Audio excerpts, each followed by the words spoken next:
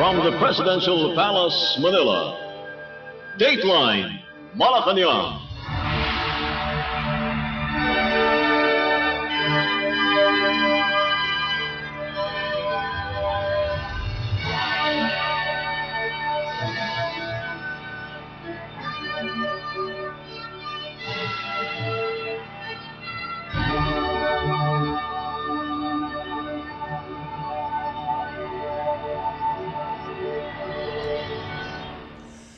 Good day. This is Dateline Malacañang. Presidential Special Envoy to China for Trade, Investment and Tourism, Benny Techico, on Monday denied any links between Philippine President Ferdinand R. Marcos Jr. and First Lady Liza Araneta Marcos and Philippine Offshore Gaming Operations or POGOs. In a press briefing, Techico refuted the claims made by attorney Ferdinand Topacio that the first couple has connections with Chinese investors involved in POGOs based on a group photo taken at a restaurant. The special envoy also presented statements from the individuals identified in the photo taken from the comment section of the post. The statements emphasize that the photo was taken in 2020 during a casual encounter with the Chinese diners who requested a picture with the group. Then, private citizen Marcos Jr. was accompanied by notable personalities Chef Sandy Daza and former world shooting champion Jethro Dionisio. Techico dismissed the claims as malicious and unfounded. Kasalukuyang Special Envoy of the President to the People's Republic of China for Trade, Tourism, and Investment. No? Nandito po ako ngayon dahil po gusto ko lang pong ipagpalinaw ang istorya naturang dun sa litrato na nakunan kasama si Cassandra Leong. Okay? Gusto ko lang ikwento na kami po ni Presidente at yung iba namin kong kaibigan ay madalas po kami dati pa po nag-travel at sumusubok ng iba-ibang pagkain at kultura ng iba't ibang bansa. So, pumunta-punta po kami sa Japan, no? So, doon kami ho talagang mas nagkakilala. Ngayon ho, ay hindi lang ho sila makapag-abot but then nagbigay naman ho sila lahat ng statement po nila at makikita nyo lang po sa social media, no? At ngayon po ay gusto ko lang pong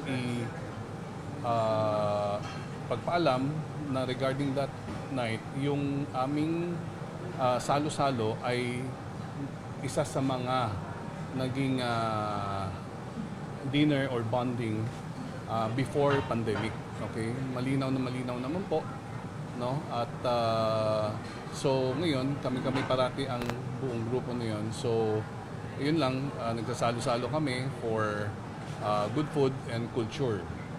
Now, yung gabing na iyon kami ay nag-dinner at sumusubok ng pagkain at nangyari lang po ay after dinner may pinakilala yung restaurant owner na hindi din naman alam namin kung sino. So may mga kasama siya pumasok na Chinese at humingi ng litrato sa ating presidente nung palagi ko mga 2020 pa po yun, kung hindi po ako nagkakamali.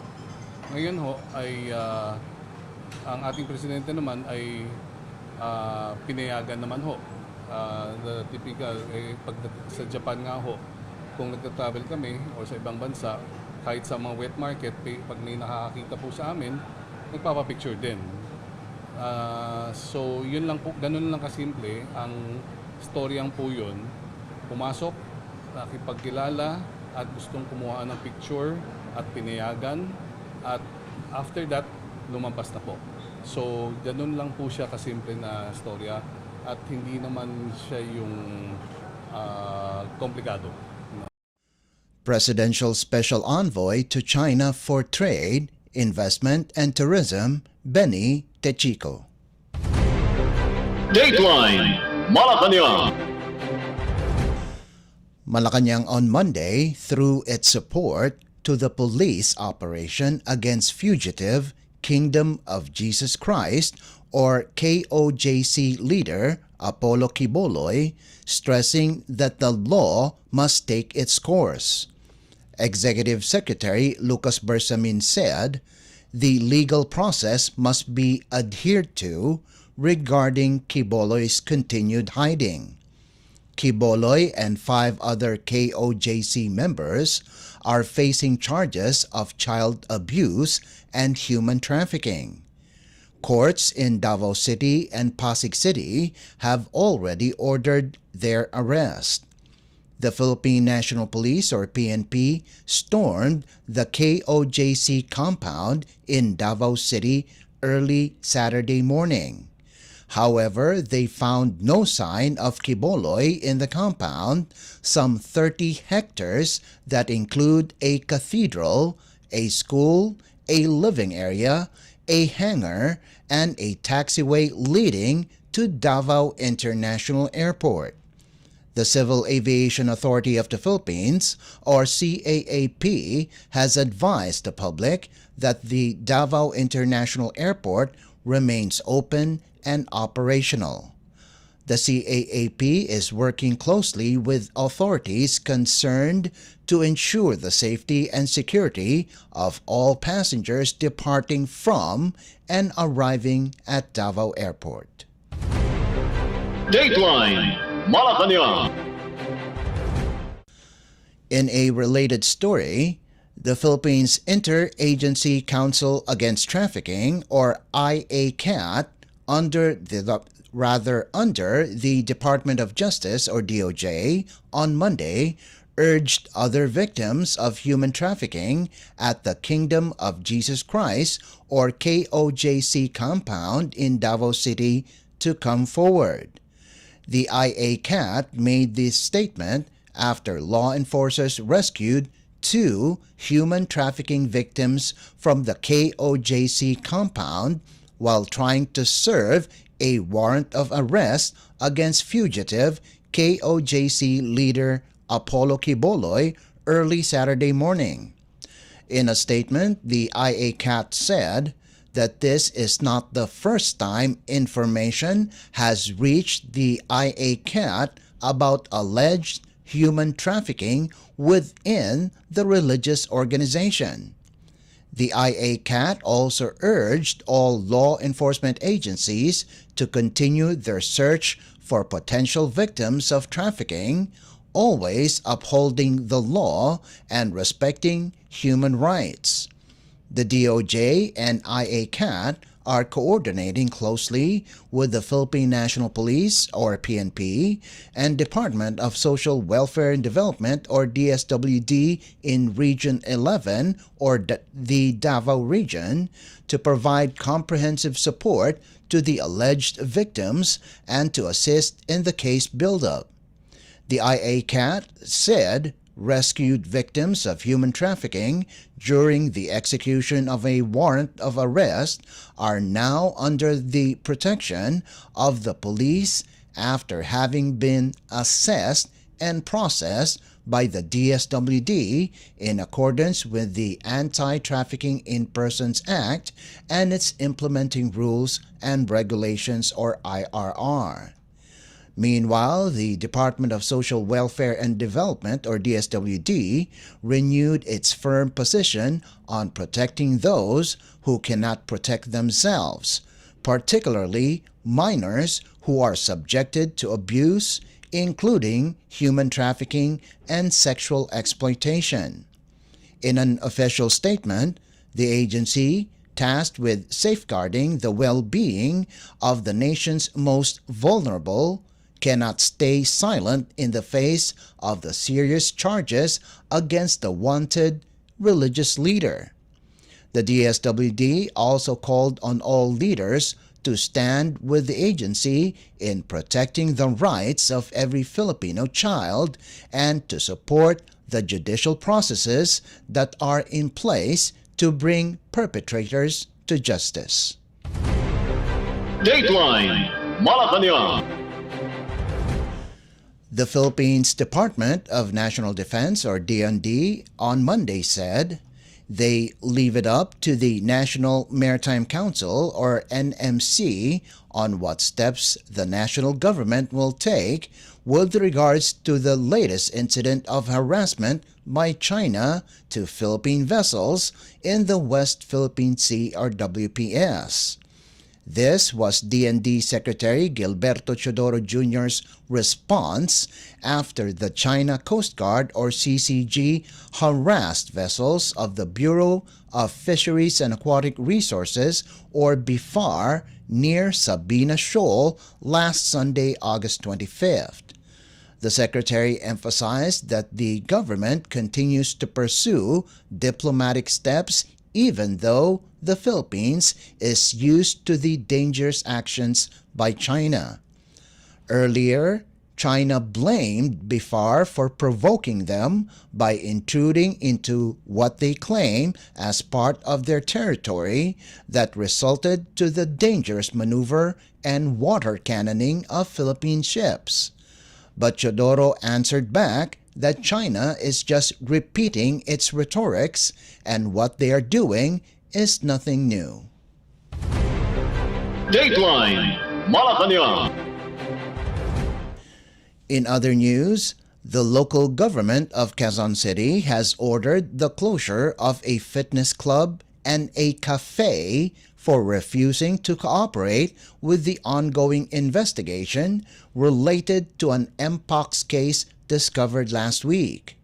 In a news release on Monday, the city government announced that it issued a cease and desist order and notice of violation against Fahrenheit Cafe and Fitness Center F Club after it turned down the contact tracing team investigating the establishment. Mayor Joy Belmonte said they consider the rejection as a threat to the health and well-being of Quezon City citizens. On Saturday, the City Epidemiology and Surveillance Division of the City Health Department went to F Club to initiate contact tracing measures following the Department of Health, or DOH's, instructions. The city government said the club refused to cooperate but did not elaborate. Belmonte also called on business owners to work closely with the city government, especially on public health concerns. On Monday, the DOH announced the detection of 2 additional Mpox cases in Metro Manila, bringing to 12 the total cases in the country. The DOH said the 11th case is a 37-year-old male, while the 12th case is another male aged 32 years. The 2 patients admitted to having close, intimate, and skin-to-skin contacts before the onset of symptoms. The 11th case is under confinement at a hospital, while the 12th case is in home isolation. The DOH assured the public that the latest cases have the milder Mpox virus called MPXV clade 2. Meanwhile, the city government reminds the public to follow minimum health standards by regularly washing their hands and limit direct physical contact. They also advise individuals to immediately consult a doctor when they show symptoms of Mpox, such as rashes on the skin and groin area, fever, headaches, sore throat, and body aches. Dateline Malacañang. The Philippine Embassy in Tel Aviv continues its monitoring following the preemptive strikes initiated by the Israel Defense Forces, or IDF, against Lebanese militant group Hezbollah. According to the Philippine Embassy, there were no reports of Filipinos hurt during the incident. The embassy explained that after they received the report of the said attack, they immediately coordinated with Filipino community leaders in northern Israel. The Philippine Embassy assured that they are in constant communication with Filipinos near the area to ensure their safety and security. The embassy again reminded Filipinos in Israel to ensure their safety first under all circumstances and always be ready to proceed to any shelter when needed. Filipino nationals should follow the IDF's security guidelines and monitor the embassy for updates. Dateline Malacañang. 9 Filipino workers who were victims of human trafficking in Laos safely returned to the country on Monday. The rescued victims arrived at the Ninoy Aquino International Airport or NAIA Terminal 3 in Pasay City on board Air Asia Flight Z2-286. They are the 73rd batch of Filipinos rescued from scam syndicates in the Golden Triangle Special Economic Zone, Bokeo Province in Laos. According to the Department of Migrant Workers or DMW, the Filipino workers were promised jobs as customer service representatives in Thailand but were forced to work as scammers. Migrant Workers Secretary Hans Leo Magpayo, meanwhile, ensured the government's support to the returning victims. The DMW, Overseas Workers Welfare Administration or OWA, and other members of the Interagency Council Against Trafficking provided financial assistance, psychosocial support, and legal assistance as well as other services. The victims of trafficking were rescued with the help of the Department of Foreign Affairs or DFA. Dateline Malacañang. Before we conclude our program, Radio Pilipinas World Service of the Presidential Broadcast Service is heard over the following shortwave frequencies: 15.640 MHz, 17.820 MHz, and 12.010 MHz. You can also visit our Facebook page and YouTube channel at Radio Pilipinas World Service. You will be able to hear and view our Filipino and English programs, including news updates here in the Philippines. Kindly subscribe, like, and share our posts as well. And that concludes this edition of Dateline Malacañang. For Radio Pilipinas World Service, this is Leo Magpayo. Good day and stay safe. From the Presidential Palace, Manila, Dateline Malacañang.